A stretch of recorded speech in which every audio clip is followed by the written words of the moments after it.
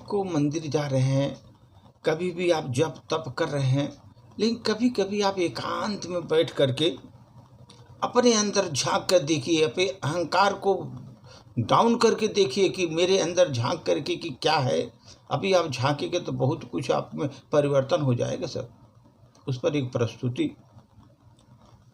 हर दिन आपको मंदिर जाना बहुत उत्तम है। मंदिर जाइए, भगवान के दर्शन करिए, हर दिन जप करिए, जप तप करते रहिए, बहुत उत्तम है। गीता का पाठ करते रहिए, अति उत्तम है। लेकिन किसी दिन एकांत में बैठ करके अपने अंदर झांक कर देखिए। इतना करने से अब आपके अंदर कोई परिवर्तन हुआ। अब जब आपको अंदर झांक कर देखेंगे तो आप देखिए कुछ आपके अंदर परिवर्तन हुआ। क्या आपका अहंकार नरम हुआ? ये देखिए, जो आपने अपने अंदर झांक कर देखा, इतना करने से आपके अंदर कोई परिवर्तन हुआ? आपका अहंकार कुछ नरम हुआ?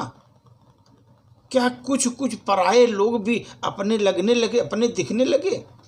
कुछ पराये लोग भी अपने दिखने लगे? क्या कभी किसी को गलत तो नहीं बोल दिया जिससे उसका मन दुखी हो गया? ये भी आपके विचार जब करेंगे तभी मालूम होगा। किसी को गलत तो नहीं बोल दिया जिससे उसका मन दुखी हो गया? कोई हमारे साथ कितना भी गलत करे, मगर हमने उसे कभी अपशब्द न कहे, हमारे मन से पाप निकल गया हो, तो क्या कभी कभी बिना कारण आंखें भर आती हों? कभी कभी बिना कारण आंखें भर आती हों? क्या कभी आपको ऐसा लगता है कि पेड़ पौधे आपस में बात करना चाह रहे हैं? ये पेड़ पौधे आपस में बात करना चाह रहे हैं कि खिलता हुआ फूल आपसे मिलना चाह रहा है?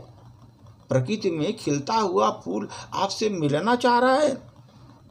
क्या प्रकृति की धीमी धीमी आवाज़ आपके मन को भाने लगी है? जब एकांत मन से आप सोचेंगे ये सब चीज़ें आपको समझ में आएगी कि प्रकृति भी आपको धीमी धीमी आवाज़ में आपके मन को भाने लगी है। जब आपको ऐसा लगने लगे कि आप अकेले नहीं, आपके साथ संपूर्ण प्रकृति आपके साथ लगी हुई है आपके साथ, तब समझना कि आप सही मार्ग पर हैं। जब आपकी प्रकृति आपके साथ, पूरी प्रकृति आपके साथ लगी हुई है, तब आप समझ लीजिए कि हम सही मार्ग में हैं। अब मुझे प्रभु का सानिध्य कोई नहीं रोक सकता। मैं प्रभु के सानिध्य में पहुंच जा रहा हूं, अब कोई नहीं रोक सकता। ज़्यादा दूर नहीं हमारे प्रभु। दोस्तों, जब हम दुखी होते हैं और हताश हो जाते हैं, जब दुखी होते हैं, हताश होते हैं, तो समझते हैं गॉड इज नो हियर, ईश्वर कहीं है ही नहीं है। क्योंकि मैं दुखी हताश हो गया हूँ तो ईश्वर कहीं नहीं है, ऐसा सोचता हूँ। अगर आप आस्था और विश्वास के साथ देखेंगे तो यही शब्द कहेंगे कि गॉड इज नाउ हियर।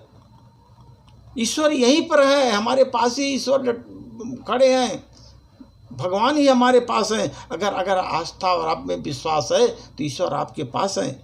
ईश्वर के रूप में दिखेंगे, यहाँ पर ईश्वर के रूप में आपको दिखेंगे। इसलिए सर, कितना भी विषम परिस्थितियां आ जाएं, आपको अपने भगवान को, ईश्वर को, परमेश्वर को कभी मत भूलिए। अपनी आस्था को ईश्वर के प्रति बनाए रखिए, डगमगाने मत दीजिए। अगर आस्था आपकी बनी रहेगी तभी आप विश्वास के साथ देखेंगे, आस्था के और विश्वास के साथ देखेंगे तो आपके पास ईश्वर दिखाई देगा। ये ध्यान रखिए। इसलिए बहुत ज़रूरी है, कितना भी विषम परिस्थितियाँ आने दो, उस समय अपने आस्था और विश्वास को डगमगाने नहीं देना है। उस समय उसको कंट्रोल करके, उस समय आस्था विश्वास अपने हृदय में जमाए रखना है, तभी आप प्रभु के सानिध्य पा सकेंगे। अन्यथा बड़ा मुश्किल होगा प्रभु के सानिध्य मिलना। धन्यवाद।